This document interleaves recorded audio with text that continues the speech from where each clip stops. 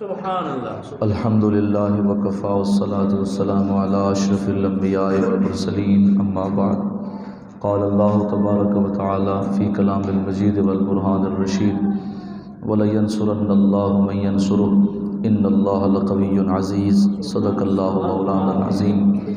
ان اللہ وملائکتہ یصلون علی النبی یا ایھا الذین آمنوا صلوا علیہ وسلموا تسلیما، اللہم صل علی سیدنا ومولانا محمد وعلی آلہ واصحاب سیدنا ومولانا محمد وبارک وسلم وصلی علیہ۔ الصلاۃ والسلام علیک یا سیدی یا رسول اللہ، الصلاۃ والسلام علیک یا سیدی یا حبیب اللہ، وعلی آلک واصحابک یا مکین قلوب المؤمنین۔ اللہ تبارک و تعالیٰ کا احسان عظیم ہے کہ اس رب ذوالجلال نے ہم سب کو جمعۃ المبارک کی سعادت حاصل کرنے کے لیے منتخب فرمایا۔ قرآن کریم کی سورۃ الحج کی آیت نمبر 40 کا کچھ حصہ پڑھنے کا شرف حاصل کیا۔ اللہ تبارک و تعالیٰ اس آیت کریمہ کے اندر ہمارے لیے کچھ حکم ارشاد فرما رہے ہیں۔ اللہ فرماتے ہیں لَيَنْصُرَنَّ اللَّهُ، اللہ ضرور بے ضرور اس شخص کی مدد فرمائے گا، مَن يَنْصُرُهُ، جو اس رب ذوالجلال کے دین کی مدد فرمائے گا۔ اللہ فرمانا چاہتے ہیں جو اللہ کے دین کی مدد فرماتا ہے، اللہ تبارک و تعالی اس کی مدد فرماتا ہے۔ پھر فرمایا الذین ان مکناہم فی الارض، فرمایا وہ لوگ جن کو ہم زمین میں اقتدار دیتے ہیں، زمین میں بادشاہت دیتے ہیں، زمین کے اوپر حکمرانی دیتے ہیں۔ معلوم ہوا کہ اللہ تبارک و تعالیٰ نے اس آیت کے اندر حکمرانوں کے لیے کچھ چیزیں ارشاد فرمائی ہیں۔ آپ نے سنا ہوگا 2018 کے الیکشن میں کہ ہم ریاست مدینہ قائم کریں گے۔ ریاست مذہبی طبقے نے کہا بالکل اچھی بات ہے، ہر عام فرد نے کہا اگر پاکستان کے اندر مدینہ جیسی ریاست آ جائے تو اس سے بڑا مقام کیا ہو سکتا ہے۔ ہماری معاشی حالات ٹھیک ہو جائیں گے، ہمارے دفاعی حالات ٹھیک ہو جائیں گے، ہمارے اوپر جو جبر اور قہر روز بروز بڑھتا چلا جا رہا ہے وہ بھی کم ہو جائے گا۔ عوام اس خوشی میں ووٹ ڈالتی گئی، نتیجہ جو نکلا وہ آپ کے سامنے ہے۔ یہ ریاست مدینہ کیا شے ہے، یہ کیا مطلب ہوتا ہے اس کا؟ ریاست مدینہ کے اندر شہریوں کے حقوق کیا ہیں، میرا حق کیا ہے بادشاہ سے، اور بادشاہ کا حق میرے اوپر کیا ہے۔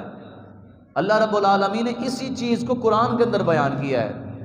مطلب یہ نکلا کہ ہمارا قرآن وہ آفاقی کتاب ہے کہ اللہ رب العالمین نے کوئی پہلو بھی دنیا کا ہو خواہ آخرت کا ہو پوشیدہ نہیں رکھا، ہر چیز کا ذکر قرآن کے اندر بیان فرما دیا ہے۔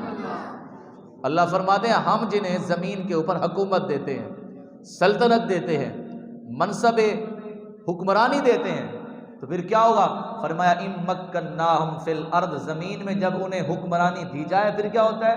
فرمایا ان کے 4 کام ہیں۔ پہلا کام وَأَقَامُوا الصَّلَاةَ، پہلا کام کیا ہے؟ میاں وہ نماز کا نظام قائم فرمائے۔ معلوم ہوا کہ جو صاحب منصب ہے، جس کے پاس ریاست کا عہدہ ہے، حکمرانی کے مسند پہ بیٹھا ہوا ہے، پہلا کام کیا؟ اقام الصلاۃ، نماز قائم کروائے، نظام صلاۃ بنوائے۔ کیا مطلب ہے اس کا؟ فرمایا خود بھی نماز پڑھے، دوسروں کو بھی نماز پڑھنے کی ترغیب دلائے۔ جب خود نماز نہیں پڑھے گا دوسرے کہاں سے پڑھیں گے؟ جب بادشاہی نماز نہ پڑھے تو رعایا کہاں سے پڑھتی ہے؟ تو نتیجہ کیا نکلا؟ خود بھی نماز پڑھے، دوسروں کو بھی نماز پڑھنے کا حکم دے۔ یہ کیا ہے؟ پہلا کام۔ دوسرا وآتوا الزکوٰۃ، زکوٰۃ بھی دے۔ کیا مطلب؟ لوگوں سے زکوٰۃ کا مال لے کر ہڑپ نہ کر جائے۔ فرمایا لوگوں سے زکوٰۃ کا مال لے، پھر اپنی رعایا کے اندر دیکھے کون سا مستحق ہے جسے زکوٰۃ کی ضرورت ہے، مصارف زکوٰۃ جو ہیں ان کے اوپر خرچ کرے۔ یہ کس کا منصب ہے، کس کا کام ہے؟ حکمران کا۔ کس کا کام ہے؟ بادشاہ کا۔ کس کا کام ہے؟ سلطنت کے والی کا۔ معلوم ہوا قرآن یہ بتانا چاہتا ہے کہ زکوٰۃ دینا اور زکوٰۃ لینا، ان دونوں چیزوں کا اختیار بادشاہ کو ہے۔ زکوٰۃ لے لے، اپنے بیت المال میں جگہ جمع نہ کرے، بلکہ دیکھے کون کہاں پہ ہے، کون کہاں پہ ہے، اور کون سا مسافر ہے، کون سا ابن السبیل ہے، اور کون سا جناب والا یتیم ہے، مسکین ہے، اپنے طرز حکومت کے مطابق کیا کرے؟ فرمایا اس غنیمت کا مال ہو اور جناب زکوٰۃ کا مال ہو اسے تقسیم کرے۔ رسول اللہ صلی اللہ علیہ وسلم کے صحابہ میں سے ایک صحابی ہیں حضرت سیدنا، ایک روایت کے مطابق حضرت ابو عبیدہ بن جراح ہیں، اور دوسرے کے مطابق حضرت سعید بن عامر رضی اللہ تعالیٰ عنہ ہے۔ حضرت فاروق اعظم نے فرمایا سعید بن عامر سے، کہا کہ جاؤ اپنے علاقے کے اندر نا مال ماشاءاللہ بہت زیادہ آ گیا ہے، ایسے کرو لسٹ بنا کے دو کہ آپ کے علاقے کے اندر کون کون سے غریب ہیں اور کون کون سے مسکین ہیں اور کون کون سے یتیم ہیں جو زکوٰۃ کے مستحق ہیں۔ تو فرمایا جب حضرت سعید بن عامر نے لسٹ بنوا کر بھیجی نا تو فرمایا چوتھا نام خود اس علاقے کے گورنر کا تھا، یہ بھی غریب ہے، یہ بھی زکوٰۃ کا مستحق ہے۔ تو آپ اندازہ لگیں اللہ تبارک و تعالی کس طرح یہ بیان کرنا چاہتا ہے، کتنا رب العالمین نے یہ نظام دیا ہے۔ فرمایا آتوا الزکوٰۃ، زکوٰۃ کا مال لے اور دوسروں میں تقسیم کرے۔ حضرت عمر بن عبدالعزیز رضی اللہ تعالیٰ عنہ کا دور مبارک آپ پڑھیں، 2 سال 5 ماہ کچھ دن ہے، ہوا کیا تھا؟ فرمایا ہر علاقے کے اندر ہریالی ہریالی، ہر علاقے کے اندر خوشیاں ہی خوشیاں، زکوٰۃ دینے والے اتنے ہو گئے کہ لینے والا نہیں ملتا تھا۔ الٹی گنگا یہاں چلتی ہے، کیا ہو رہا ہے؟ زکوٰۃ ہے 2.5%، 100 کے اوپر نہیں، فرمایا 40 پر تقسیم کریں اور 40واں حصہ عطا کریں، 2.5% بنتا ہے۔ تو فرمایا زکوٰۃ دینی تھی 2.5%، تو ہم نے جب زکوٰۃ سے انکار کیا، اللہ کے مال سے انکار کیا، تو نتیجہ کیا نکلا؟ ہمارے حکمرانوں نے ٹیکس بڑھائے۔ کتنا بڑھایا؟ اب ٹشو کا ڈبہ آپ لیں 130-40 کا آتا ہے، اس کا سیل ٹیکس دے کے تو تقریباً 20 روپے قریب بنتا ہے، تو نتیجہ کیا نکلا؟ ہم 100 روپے کے پیچھے 20 روپے ٹیکس ادا کر رہے ہیں، اور ٹیکس کون ادا کر رہا ہے؟ غریب بھی دے رہا ہے، امیر بھی دے رہا ہے، فقیر بھی دے رہا ہے، بادشاہ بھی دے رہا ہے، مسجد والا بھی دے رہا ہے، مندر والا بھی دے رہا ہے۔ امیر اور فقیر کے اندر کوئی فرق نہیں ہے، جو بھی چیز خریدے گا ٹیکس دے گا۔ لیکن خدا کی قسم اللہ نے جو نظام دیا ہے زکوٰۃ کا، اللہ فرماتا ہے زکوٰۃ ہر بندہ نہ دے، جس کے پاس مال ہو وہی دے۔ اللہ غریب، فرمایا غریب دینے والا نہیں، غریب تو لینے والا ہے، اسے دیا جائے۔ کیوں؟ وجہ کیا ہے؟ یہ اسلام ہے۔ اسلام جو ہے بڑے بڑوں کو پکڑوا دیتا ہے۔ حضرت سیدنا سعید بن عامر رضی اللہ تعالیٰ عنہ، سعید بن عامر رضی اللہ تعالیٰ عنہ بادشاہ ہیں، گورنر ہیں وقت کے، اتنے بڑے گورنر۔ حضرت عمر فاروق تشریف لائے، اور پتہ ہے عمر فاروق کون ہے؟ یہ ریاست مدینہ بنانے والے تھے۔ کون ہے؟ حضرت عمر فاروق گزرے، گھوڑے پہ سوار تھے، ایک جگہ پہ پہنچے تو رونے لگ گئے۔ آپ کے درویشوں نے کہا امیر المومنین روتے کیوں ہیں؟ رونے کا سبب کیا ہے؟ کہا یہ جگہ دیکھ رہے ہو؟ کہاں دیکھ رہے ہیں؟ کہا یہاں میں اونٹ چرایا کرتا تھا، اور یہ وہ جگہ ہے کہ میرے ابا جی قبلہ مجھے یہاں اونٹ دیتے تھے، اور اس اونٹ کو چراتے 5-6 اونٹ ہوتے تھے، اور مجھ سے وہ بھی سنبھالے نہیں جاتے تھے۔ آج دیکھو اتنا لاکھ مربع میل کا میں سلطنت کا بادشاہ بنا بیٹھا ہوں۔ یہ میری طاقت نہیں ہے، محمد عربی کے دین کی طاقت ہے، ساری دنیا ساری نہیں اٹھاتی۔ روم کا سفیر آ گیا، روم کا سفیر آیا اور دیکھنے آگے، دیکھو تو یہ مسلمانوں کی ریاست کیسی ہے، مدینہ کے اندر کیسی حکومت چلتی ہے۔ آیا حضرت عمر کا دور تھا رضی اللہ تعالیٰ عنہ، جب پہنچا نا تو حضرت عمر فاروق کے دور مبارک میں اذان ہو گئی۔ اذان کے ٹائم میں آپ ممبر پر تشریف لائے مصلی کے اوپر۔ جب مصلی پہ کھڑے ہوئے نا تو آپ نے تمام نمازیوں کو تیر کے نہ سیدھا کر دیا، سارے ایک صف میں کھڑے، پھر پچھلی صف، پھر تیسری صف، پھر چوتھی صف۔ اب روم کا سفیر وہاں سے دیکھ رہا ہے، دیکھتا دیکھا چیخ مار کے کہتا ہے اے رومیو، تم کہتے ہو مدینہ کو فتح کریں گے، عمر کو ہرائیں گے۔ فرمایا عمر نے تو اتنا سکہ جمایا ہوا ہے، انسان تو انسان، ایسے لوگ جو پانی پہ جگڑتے تھے آج محمد عربی کے دین میں دیکھو تو صحیح، نماز کے اندر بھی ایک صف ہے اور جنگ کے اندر بھی ان کی ایک صف ہوا کرتی ہے۔ اللہ اکبر۔ حضرت عمر فاروق رضی اللہ تعالیٰ عنہ رو رہے ہیں، روتے روتے کسی نے پوچھا روتے کیوں؟ فرمایا عمر کو جانتا کوئی نہیں تھا، رسول اللہ کے دین کے تخت پر بیٹھا تو ہوا کیا؟ فرمایا دنیا بھی ڈر رہی ہے، حکمران بھی ڈر رہے ہیں۔ یہ تھے ریاست مدینہ بنانے والے۔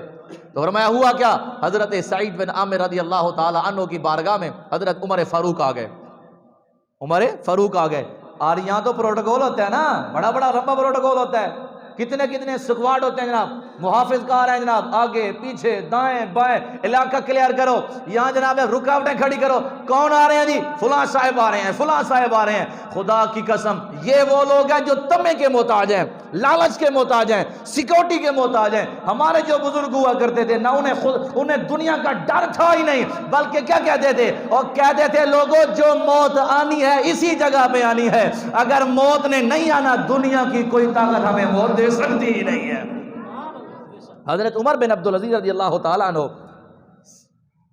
99 ہجری کے اندر مسند حکومت میں تشریف لائے، اور آپ سے پہلے، اور یاد رکھو آج ہمارے اندر جو برائیاں ہم کرتے ہیں نا، یہ وہ برائیاں جو حکمران کرتا ہے۔ یاد رکھو اگر میں جھوٹ بولتا ہوں نا جی، اس میں میرا قصور بھی ہے، میرے حکمران کا بھی قصور ہے۔ اگر میں زنا کرتا ہوں تو یاد رکھو ہمارا حکمران بھی ہو سکتا ہے ایسے ہو۔ اگر میں غیبت کرتا ہوں تو یقین کرو میرا حکمران ایسے ہے۔ وجہ کیا ہے؟ حضرت سیدنا عمر بن عبدالعزیز کا دور مبارک تھا، جب آپ نئے نئے حکومت میں آئے نا تو پتہ ہے انہیں پہلا کام کیا اب سنیں غور سے۔ آپ سے پہلے تھے خلیفہ ولید بن عبد الملک، وہ کیا کرتا تھا؟ وہ کوٹھیاں اور عمارتیں اور گھر بناتا تھا، بیچتا تھا عمارتیں، شوق تھا اسے گھر بنانے کا۔ حضرت سیدنا عمر بن عبدالعزیز سے پہلے جو خلیفہ ولید تھا نا، اس کے دور حکومت کے اندر جب بندے آپس میں ملتے نا تو کہتے بتاؤ تیری جائیداد کتنی ہے، بتاؤ تیرے گھر کتنے ہیں، بتاؤ تیری عمارتیں کتنی ہیں، یہ تو بتاؤ۔ یعنی جس طرح بادشاہ کا شوق تھا آگے رعایا کا بھی وہی شوق تھا۔ پھر اس کے بعد دوسرا بادشاہ آیا جس کا نام ہے سلیمان بن عبد الملک، جب وہ آیا نا تو اس کا شوق کیا تھا؟ اس کا شوق تھا زیادہ کھانا، زیادہ پانی پینا اور نکاح کرنا، کنیزیں بنانا۔ حضرت سیدنا عمر بن عبدالعزیز سے پہلے آنے والا اس کا ذہن کیا تھا؟ حاکم کا ذہن تھا نکاح کرنا، کنیزیں بنانا، زیادہ کھانا۔ تو اس کے دور حکومت میں جب بھی لوگ آپس میں باتیں کرتے تو کہتے بتاؤ تمہاری شادیاں کتنی ہیں، تمہارے بچے کتنے ہیں، تمہاری کنیزیں کتنی ہیں، آج گھر میں کیا بنایا تھا۔ جب کہیں جاتے تو خود کہتے تھے اتنے پیسے دے دو، اتنا کھانا دے دو، یعنی کھانے کے شوقین تھے۔ کیوں؟ اس لیے کہ حاکم شوقین تھا۔ اب سنیں غور سے، خلیفہ ولید بن عبد الملک عمارتوں کا شوقین تھا تو نتیجہ کیا نکلا؟ اس کی حکومت میں رہنے والا رعایا ہر بندہ بھی کھانے کا شوقین، ہر بندہ جائیداد کا شوقین، ہر بندہ عمارت کا شوقین۔ لیکن سیدنا عمر بن عبدالعزیز کا جب دور آیا، عمر بن عبدالعزیز ہر وقت اللہ کا ذکر کرتے تھے، نماز پڑھتے تھے، زکوٰۃ دیتے تھے، عبادت کرتے تھے۔ جب آپ کے دور حکومت میں جب دوست آپس میں ملتے کوٹھیوں کے بارے میں نہیں پوچھتے تھے، جائیداد کے بارے میں نہیں پوچھتے تھے، کیا کہتے تھے؟ وہ کہتے تھے بتاؤ آج کتنا اللہ کا ذکر کیا ہے، کتنی نفل نمازیں ادا کی ہے تم نے۔ حضرت عمر بن عبدالعزیز جب پہلے دن مسند خلافت سنبھالی، مسند حکومت سنبھالی، تو جب تشریف لائے کہاں؟ جب نیچے تشریف لائے نا تو آپ کی سواری کے لیے شاہی سواری بھیجی گئی۔ شاہی سواری، آپ جانتے ہیں شاہی سواری کیسی ہوتی ہے؟ نرم و ملائم بستر ہوتا ہے، چھوٹی سی کرسی پہ کوئی بندہ بیٹھ جائے دوبارہ نیچے نہیں آتا، وہ تو شاہی سواری تھی۔ حضرت عمر بن عبدالعزیز نے دیکھا نرم ملائم بستر، آگے اور پیچھے محافظ ہیں۔ حضرت نے فرمایا یہ شاہی سواری واپس لے جاؤ۔ کہا کیوں؟ فرمایا اس لیے جس خچر پر عمر بن عبدالعزیز اپنے گھر سے آیا تھا عمر کو وہی کافی ہے، مجھے شاہی سواری کی ضرورت ہی نہیں ہے۔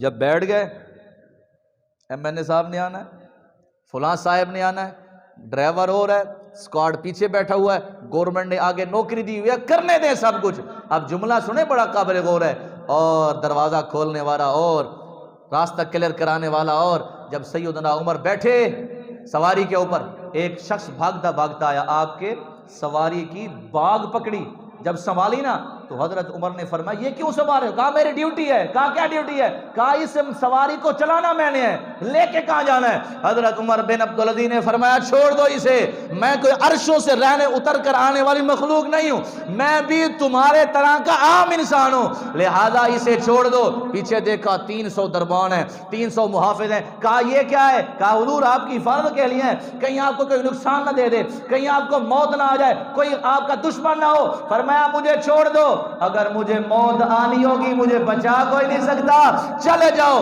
اس رب کا جب وعدہ آئے گا اس وقت مر بھی جاؤں گا، وعدہ نہ ہوا تو زندہ ہی رہوں گا، ہمیشہ رہوں گا۔ یہ ہمارے حکمران تھے۔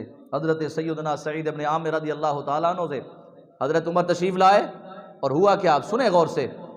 دمشق کی جامع مسجد اور گورنر صاحب بیٹھے ہوئے ہیں، عمر فاروق تشریف لائے، جب وہاں پر پہنچے نماز جمعہ ادا کروائی، نماز جمعہ کے بعد فرمایا اے لوگو میں امیر المومنین ہوں، مجھے جو جانتے ہیں وہ جان لیں، جو نہیں جانتے وہ بھی جان لیں۔ فرمایا میں تمہارے پاس اس لیے آؤں، مجھے بتاؤ یہ میرا گورنر صحیح کام کر رہا ہے کہ نہیں کر رہا؟ اللہ، یہ میرا گورنر صحیح کام کر رہا ہے کہ نہیں کر رہا؟ آج ہے کسی میں جرت؟ آج ہے کوئی بتا دے؟ ادھر سے کہتے ہیں ریاست مدینہ، ادھر سے ایک ٹکے کا کام اسلام کے لیے نہیں کرتا۔ کیوں؟ وجہ یہ ہے کہ یہاں دل میں اسلام نہیں ہے، زبان پہ اسلام ہے۔ خدا کی قسم جن کے دل میں اسلام تھا انہوں نے کر کے بتایا اسلام غالب ہو سکتا ہے اور قیامت تک اسلام غالب ہی رہے گا۔ حضرت سیدنا سعید بن عامر بیٹھے ہیں، سفید داڑھی ہے، امیر المومنین پوچھ رہے ہیں بتاؤ اس سے کوئی شکایت ہے؟ یہاں کوئی ہوتا، کوئی بندہ اتنا تھوڑا سا مسکرائے بول پڑے، وہ مروائیں گے، وہ کام کرائیں گے، اللہ مان والا حفیظ، اللہ مان والا حفیظ۔ کیا ہوا؟ 4 بندے کھڑے ہو گئے، حضور کیا ہے؟ ہمیں شکایت ہے۔ کس سے شکایت ہے؟ گورنر صاحب سے۔ کیا شکایت ہے؟ حضور پہلی شکایت یہ ہے پہلے جب یہ نئے گورنر بنے تھے فجر کی نماز کے بعد ہمارے پاس بیٹھتے تھے اور ہمارے مسئلے حل کرتے تھے، اب چاش کے وقت یہ آتے ہیں 10-11 بجے واپس ہمارے پاس آتے ہیں، یہ کیوں ہے؟ یہ شکایت ہے، لیٹ کیوں آتے ہیں؟ آج تو گڈ مارننگ کرنے سر 12 بجے تو سر گڈ مارننگ سر، اور بھیا تیرا کوئی ٹائم ٹیبل نہیں ہے؟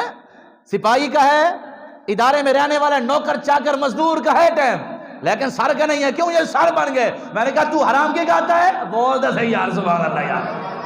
عمر بن عبدالعزیز رات کا وقت کام کر رہے ہیں، چراغ جل رہے ہیں، 2 چراغ جل رہے ہیں، مہمان ساتھ بیٹھا ہے، کچھ لکھ رہے ہیں، اٹھنے کے بعد ایک چراغ بجھا دیا، پھر واپس پلٹے۔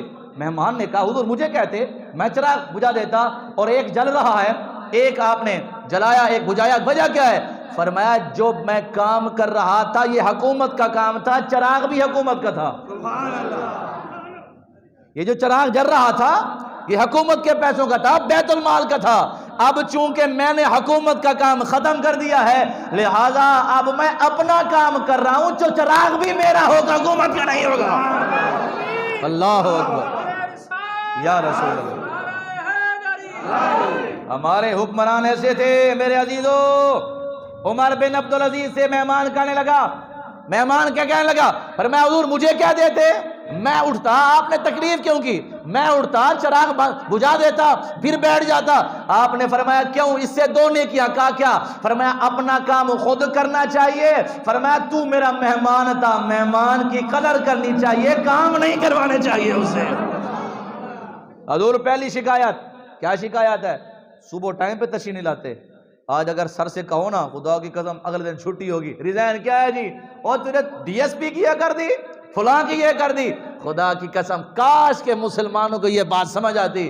میں آپ سے پوچھنا چاہتا ہوں، مجھے ایک بات بتائیں، میں پورے مہینے کی تنخواہ لے رہا ہوں، پورے مہینے کی تنخواہ لے رہا ہوں، اور جب ٹائم پہ نہیں آؤں گا تو آپ پوچھنے کے حقدار ہیں استاد جی ٹائم پہ کیوں نہیں آتے؟ آپ کا یہ نماز پڑھانے کا ٹائم ہے۔ وہ بھائی جب مجھ سے پوچھ سکتے ہو ان سے کیوں نہیں پوچھتے یار؟ بولو تو صحیح نہیں یار۔